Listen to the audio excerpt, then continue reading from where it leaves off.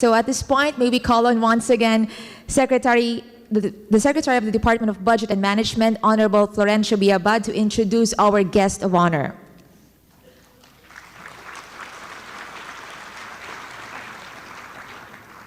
Ladies and gentlemen, the President of our Republic, Benigno Simeon Aquino III.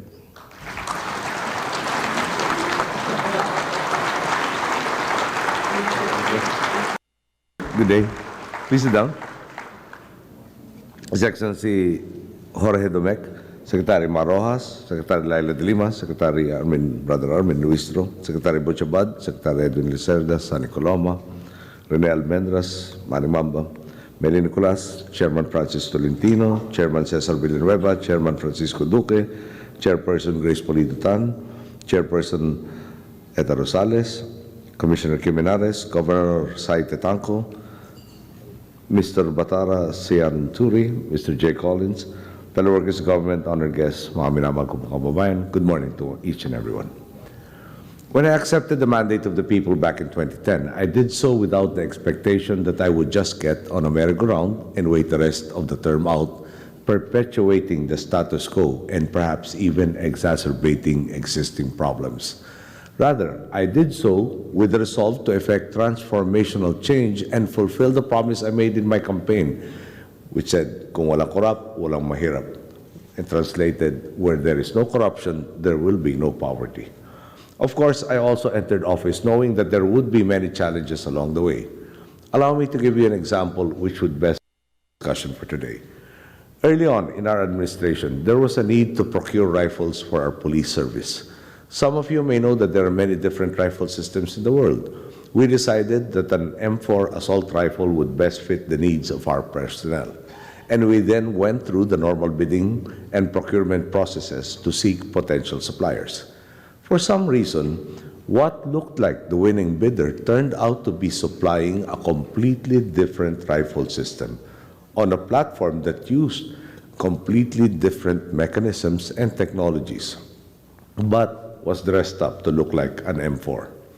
In this situation, what we wanted to get and what we were about to get were two very different things. On top of that, we were going to procure this at a price much higher than the normal M4s. What really caught my attention was that this particular supplier was already on the post-qualification stage of a process that was supposed to have taken several phases. If their rifles had passed these evaluations, we would have been obligated to procure items that we did not need or want in the first place. Fortunately, they failed the post-evaluation or post-qualification stage, and I received this information in time and was able to call the attention of the people involved and direct our leadership to conduct the necessary investigations and to stop this unnecessary procurement. One can argue that all the necessary steps were followed religiously. However, when you are almost obligated to accept the delivery of an item you never wanted to order, there is something inherently wrong in the situation. And even though we were ultimately able to get the right rifles at reasonable prices, this anecdote shows us an unpleasant aspect of governance, that sometimes even if all the processes are followed, the end result still would not necessarily redound to the benefit of our people. Perhaps that is one facet. Faulty processes that might have made it easier for things to fall through the cracks. Another facet is that certain people who had to make decisions did not have the necessary data, which would have allowed them to know from the start that these particular rifles should not have been pre-qualified, much less post-qualified. This presents a picture of the challenges the administration continues to confront today. Many of these are rooted in systems and processes that, while they may have served their purpose at one time, are badly outdated. Even worse, they are susceptible to abuse, which could lead to inefficiency, wastage, and opportunities for the unscrupulous to steal from the nation's coffers. This is why we have taken every step necessary to ensure that under our administration, the national budget is crafted for the benefit of our people. One innovation we introduced in the 2014 budget cycle was that of the General Appropriations Act, or GAA, as release document system. The GAA is the law that contains the budget. In the past, special allotment release orders, the very famous SAROs, or notices of cash allotments, were needed before agencies could begin utilizing their budgets. Some unscrupulous individuals saw this as an avenue to line their pockets. They would delay the issuance of these documents, asking for incentives or, in plain language, bribes, in exchange for the release of documents. With the GAA as release document system in place, the law that contains the budget is the release document. This effectively solidifies our legislators' power over the purse, a mandate that by law is theirs in the first place. In effect, with the dawn of the first day of 2014, around 86% of the budget was released to agencies, lessening opportunities for corruption and giving these agencies the ability to begin implementing their projects right away. Greater efficiency, integrity, and true service. These are the principles behind the reforms we have made in our budgeting process. But we know that we cannot look at the big picture alone. There is also a need to examine the details and ensure that each agency can make best use of the funds allotted to them. This is not merely about agencies adhering strictly to the proper bidding and procurement processes. In some cases, it requires them to modify processes to become more efficient. Our Department of Public Works and Highways, or DPWH, is a remarkable example. The old process, or one of their old processes, involved potential bidders for infrastructure projects writing letters of intent. Their names would then be posted in a list. This facilitated collusion among bidders who would know who their competitors would be and speak to each other and agree to synchronize bids, defeating the purpose of the public bidding process. DPWH Secretary Babe Singson no longer requires these publications of lists in the bidding process, facilitating true competition, which has led to the Filipino people getting the infrastructure they need, the right projects at the right quality at reduced cost, completed within a reduced time frame, all because we put the right people on the job. As a matter of fact, to date, the DPWH has saved not less than 19 billion pesos.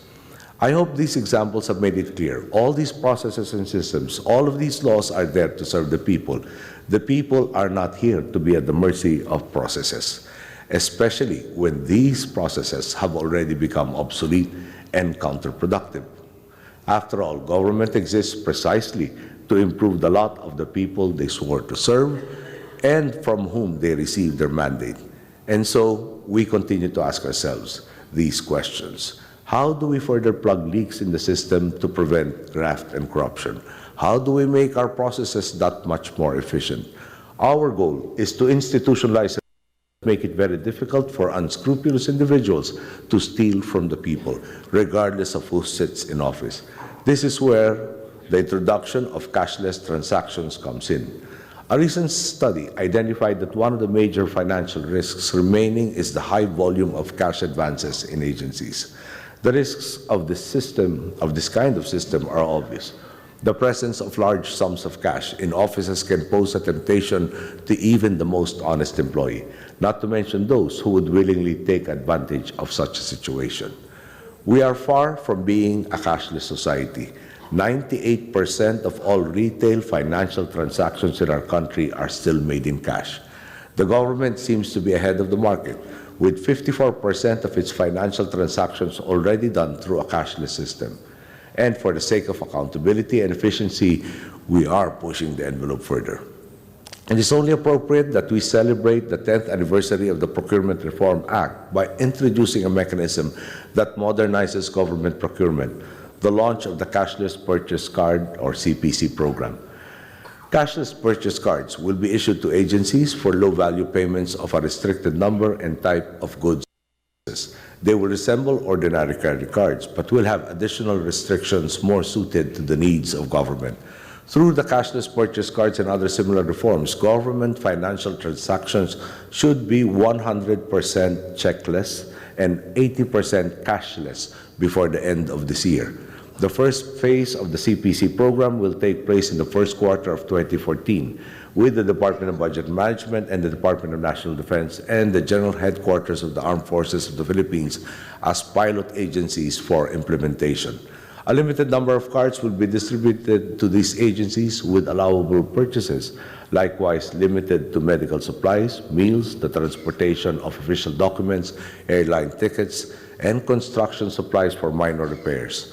If all goes well, the program will be rolled out and cashless purchases cards will be distributed in other national government agencies next year. Even in this initial implementation, the CPC system will already help improve the overall fiscal management of government and will help the thousands of officials who must deal with the needs of their agencies every day. In the future, a government director in a far-flung province will go through lengthy processes if money is needed for minor construction to repair their office. The cashless purchase cards will allow them to procure the necessary materials and immediately, and given that accounting for transactions is automatically done, suspicious use of the card can be tracked easily.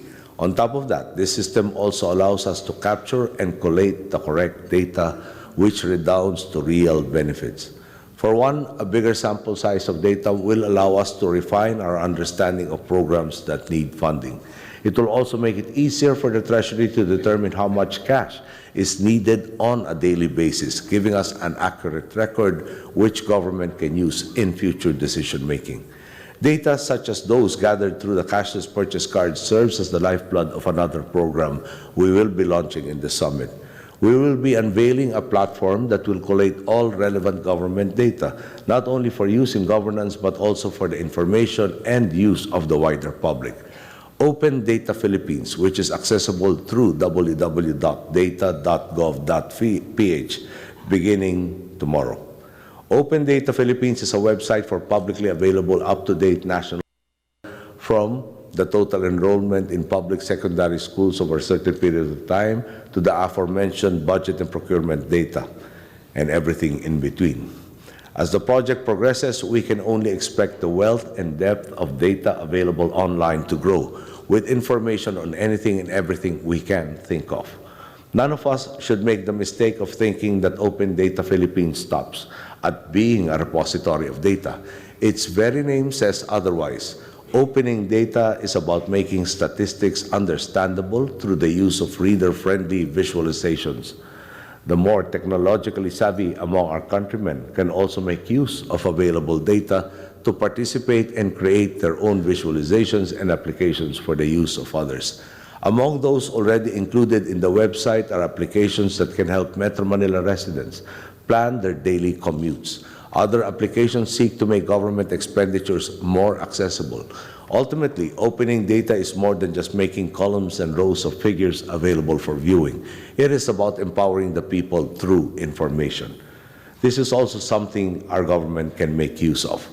As president, I once thought that I would have access to all kinds of information anytime, every time, and all the time. To a degree, that is true, but it is not as simple as punching a few keys on a keyboard. Sometimes it actually involves wading through documents that are fragile given their age, and that only happens, of course, if you can find out immediately where these documents are located. Open data is a step towards having all information at our fingertips which we can use to better assess, improve, and even develop programs and policies. The Cashless Purchase Card Program and Open Data Philippines are only the latest in a long list of reforms we have implemented towards instituting good governance. Everything else, including some of our plans for the future, can be found in the brochures that were included in your kits. I encourage you to read and familiarize yourself with them. Not only will they give you information that you can use over the next few days, they will also show you how strongly we are committed to living out the principles of integrity, accountability, and transparency. They will also show you that our administration is not in the business of building castles in the air. Earlier, when I spoke of upgrading systems and processes, I did not only in a technological sense.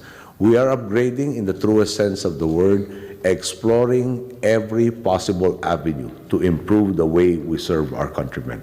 Sometimes it has been as simple as staying the course and making sure that existing programs fulfill their mandates, such as truly chasing after tax evaders, smugglers, and the corrupt, to hold them accountable for their actions. Other times, they were groundbreaking in the sense that our administration pursued modernization on an unprecedented scale, for example, in the projects we have launched today. What ties all these initiatives together is the efficiency and the persistence with which we have pursued them. Our determination to let Filipinos truly reap the tangible benefits of good governance. Moving forward, this will continue to characterize our efforts. This will allow us to reach greater heights and move from success to success as we make good governance the norm, a firm foundation that succeeding administrations can hopefully build on for the benefit of the Philippines. Thank you, and may you have a successful summit.